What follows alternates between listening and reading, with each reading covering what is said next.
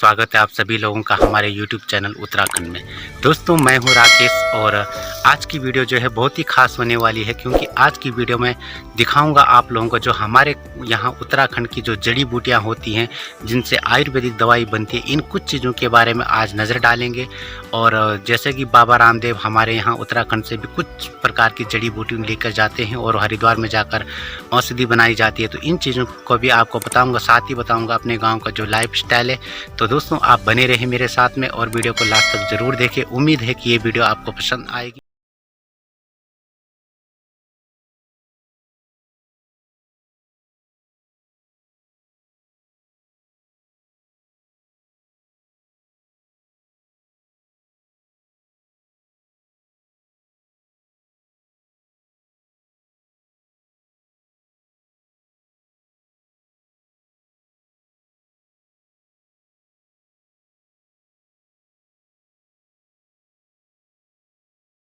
अब मैं निकल रहा हूँ खेतों के रास्ते से होते हुए, आपको थोड़ा एक चीज़ दिखाने की कोशिश कर रहा हूँ।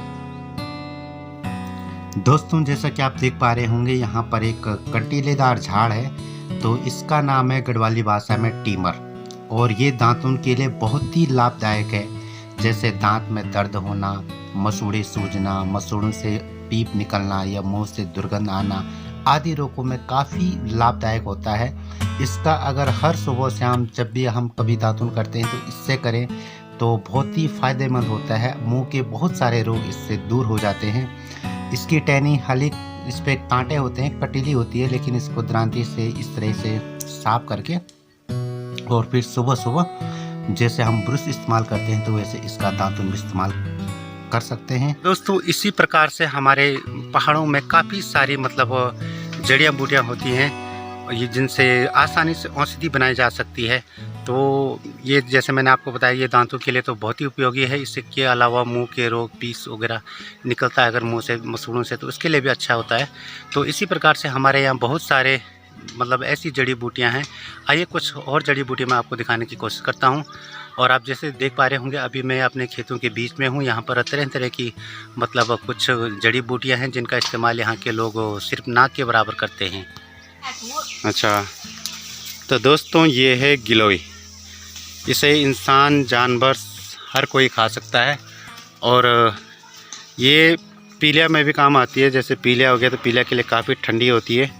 पहले तो खैर हमें पता ही नहीं था, हम तो समझते खाली इसे जानवर ही खाते हैं, लेकिन बाद में जब से बाबा रामदेव ने गिलोय के एटम निकाले तो तब से सबको पता चल गया। और ये हमारा बहुत ही पुराना है पेड़ है, गिलोय का वो है। और यहाँ पर आप देख सकते हैं इस प्रकार से ये पेड़ पे लिट के ऊपर चला गया हुआ, और ऊपर काफ़ी है, तो इसको भी आप यूज़ कर सकते हैं। हमारे पहाड़ों में तो ये फ्री में मिलता है, शायद आपके इधर नहीं मिलता होगा, आप इसको पैसों में ख़रीदते होंगे, लेकिन हमारे यहाँ ये भी भरपूर है। तो ये जैसे पीलिया हो जाता है, पेट के रोगों के लिए बहुत ज़्यादा असरदार है। और वैसे भी अगर आप सुखी हैं, कोई रोग नहीं है, तो वैसे भी आप इसे ले सकते हैं। ये सेहत के लिए और पेट के लिए बहुत ही फ़ायदेमंद है। तो बताइए भाभी जी, किस किस कामों में आता है ये? यहाँ पर हमारी भाभी जी है, थोड़ा उनसे बात करते हैं। किस किस कामों में आता है ये? जिसकी पेट घर में पड़ती है, और गाय भैंस भी खाते हैं इसको? हाँ, कोट करके। अरे इंसान भी खाता है इसको? हाँ। अच्छा, जिसको बुखार हो गया वो खाता है? हाँ? और हाँ, तो जैसे भैंस गाय भी इसको खा सकती है। तो आप भी देख रहे होंगे, बहुत बड़ा झाड़ है ये। और यहाँ पर है दोस्तों ये कंडाली। हालांकि इसको अगर टच करूँगा इसको इस तरीके से तो ये लगेगी, इस पर छोटे छोटे कांटे हैं। और हालांकि ये बहुत छोटा सा झाड़ है, लेकिन ये काफ़ी बड़ा बड़ा होता है। तो सबसे पहले इसकी अगर हम बात करें तो इसकी ग्रीन टी बनती है, लेकिन पहाड़ों में तो कोई बनाता नहीं है। मार्केट में इसकी ग्रीन टी 500-600 रुपये किलो के आसपास है। लेकिन पहाड़ों में जो इसका उपयोग होता है, जो इसे यूज़ करते हैं, वो साग के रूप में करते हैं। जैसे पालक का साग बनाते हैं, तो कंडाली का साग बहुत ही टेस्टी होता है, लेकिन ये गर्म होता है। इसको सर्दियों में यूज़ किया जाता है, गर्मियों में नहीं करते हैं। तो आजकल इसको वैसे यूज़ किया जाता है। आज ही हमने कंडाली का साग बनाया था। अगर आपको वीडियो चाहिए तो उस पर भी मैं बना दूंगा। तो ये है, ये भी पौष्टिक आहार माना जाता है।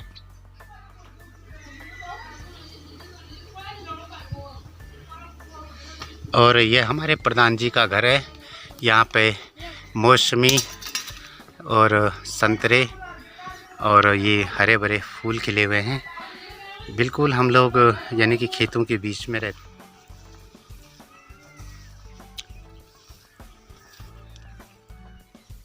अब ये जो आप सामने झाड़ देख रहे हैं, ये है आँखपोर, यानी कि इसका चोपा जो होता है, अगर इसको काटेंगे, काटते समय बहुत ही सावधानी से काटना चाहिए, वरना अगर ये आँख में चला गया तो आँख में बहुत ही ज़्यादा दर्द होता है।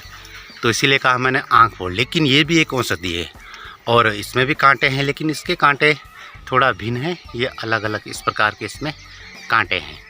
तो इनमें जैसे ही आप किसी ग्रांथि से काटोगे या खुरोदोगे इस प्रकार से, ये तो इसमें दूध जैसा सफ़ेद सफ़ेद पदार्थ निकलने लगेगा।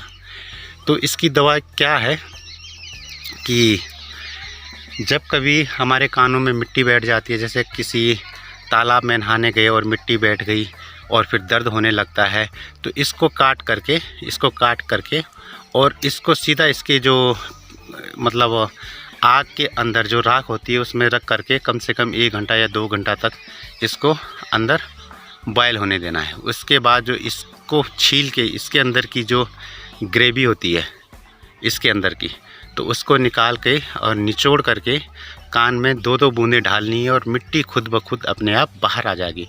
तो बचपन में जब हमारे यहाँ स्विमिंग पूल तो होते नहीं है, लेकिन जैसे पानी के टैंक होते थे, तो हम जब छोटे थे तो उन्हीं में जाते थे और कान में मिट्टी घुस जाती थी। उसके बाद माँ बाप इसी को निकाल के और फिर कान में डालते थे और मिट्टी बाहर आ जाती थी। तो ये भी एक अच्छी औषधि है। हालांकि इसके और भी कहीं औषधि हो सकती है, लेकिन जहाँ तक हमारी नॉलेज में है तो इतनी है। और इसके बाद चलते हैं दोस्तों एक और चीज़ के लिए। अब यहाँ पर जैसे कि एक ये भी झाड़ है, इसे गढ़वाली भाषा में किनगुड़ कहते हैं।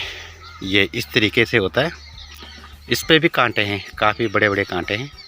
इस तरीके से इसकी पत्ती है। हालांकि इसके जब ये तो छोटा सा एक झाड़ है, काफ़ी बड़ा झाड़ होता है और इस पे चेरी भी निकलती है। लोग बच्चे मज़े से खाते हैं, बहुत ही टेस्टी होते हैं, काले काले चेरी होती है इसकी। तो इसका क्या उपयोग है कि जैसे आँख में अगर चोट लग जाती है तो इसकी जो जड़ें हैं इनको खोद के और मिट्टी मट्टी साफ़ करके उसके बाद इसको कूट करके और कपड़े में बांध के इसके भी एक एक बूंद आँख में गिराएंगे तो आँख के लिए मतलब एकदम रामबाण इलाज है ये। आँख 24 घंटे के अंदर अंदर आपकी साफ़ हो जाएगी। क्योंकि जब आपने कभी देखा होगा आँख में चोट लग जाती है और आँख लाल हो जाती है तो डॉक्टर ड्रॉप डालता है। तो हमारे पहाड़ों में ऐसे ही करते हैं। तो आँख के लिए ये बहुत ही लाभदायक है।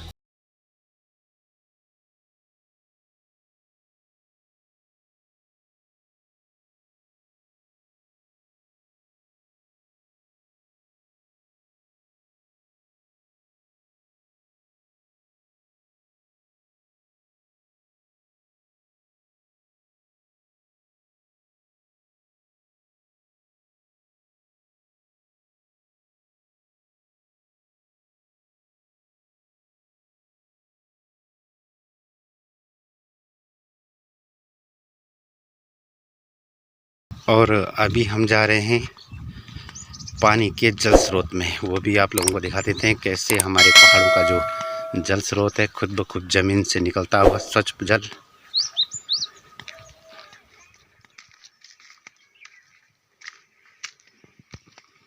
तो ये है दोस्तों हमारे पानी का स्रोत, पानी जहाँ से निकलता है खुद ब खुद ज़मीन से। तो आजकल यहाँ पर थोड़ा सफाई कम है, जब से हर घर नल और नल में जल आया है तो यहाँ पर सफाई का थोड़ा प्रॉब्लम है। तो इस प्रकार से ये मैं ऊपर आपको दिखाने की कोशिश करूँगा। ये देखो यहाँ से ये जो हमारा स्रोत है, यहाँ से पेड़ों की जड़ों से ये पानी यहाँ से इस प्रकार से ये निकल रहा है। हाँ ओ दी से ना मोले थोली। अच्छा मैंने बोल जी बोलो ठीक ठीक। चश्मा लगा ली ना मैंने बोला चश्मा लगे ली ना, नजर कम। हाँ अच्छा ठीक ठीक ना ना तो नहीं खाली पैण जो लूणू च। हाँ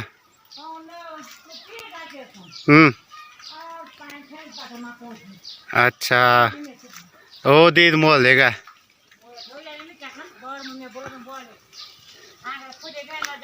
हाँ ही हाँ हाँ हाँ बाद हाँ बा कौन सा टुकड़ू तब तो मैं आज मैं बोल कहूँ से हाँ लाट पकड़ी थी आज में कसम से लाट में फोन चले ली तब हाँ आग भी सब डुकनो ना पार मुझे हाँ अच्छा हाँ हाँ अच्छा हाँ हाँ बोल दो क्या कौन सा वीडियो बोल बनाना हाँ अच्छा हाँ हाँ हाँ बोला आज बाखर चला जो बयान में बाखरा पर बेटर नहीं डांस है तो वे बाखरी मान था थोड़े मान है तो वे सुबह में 4 बजे में वो जान दो हाँ ये अब सुबह में वो तो बयान बेचारे कुछ मांगवान बोल अब मैं भी इसको बाखरा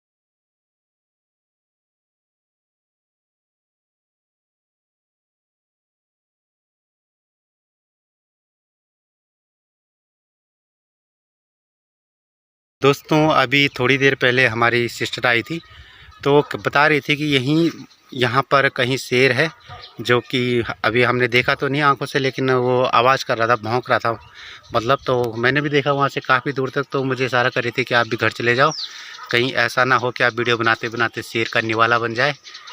तो इसीलिए दोस्तों मैं भी घर चलता हूँ। अगर आपको वीडियो अच्छी लगी तो लाइक और शेयर कमेंट ज़रूर करना और हमारे चैनल पर नए हो तो चैनल को सब्सक्राइब ज़रूर करना। तो अब मैं घर की ओर प्रस्थान होता हूँ क्योंकि भाई शेर का मामला है कहीं